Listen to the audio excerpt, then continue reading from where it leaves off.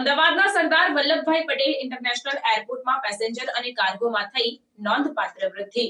અમદાવાદના સરદાર વલ્લભભાઈ પટેલ આંતરરાષ્ટ્રીય એરપોર્ટે Q3 FY25માં passenger અને કાર્ગોમાં નોંધપાત્ર વૃદ્ધિ નોંધાવી છે. Q3 FY25 દરમિયાન પેસેન્જરોની સંખ્યા 35,50,662 રહી હતી, જ્યારે Q3 FY24માં આ આંકડો 30,08,091 હતો. આ રીતે Q3 23-24ના પેક્સ આંકડાઓમાં 18% વધારો નોંધાયો.